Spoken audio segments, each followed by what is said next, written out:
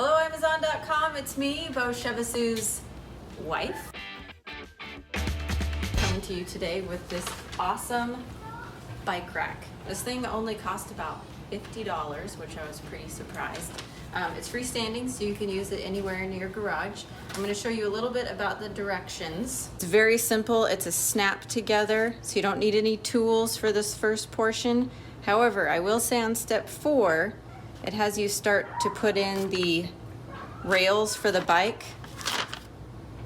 Once you flip it over, they're just gonna fall out. So just put one in, screw it in, and then you can start doing it.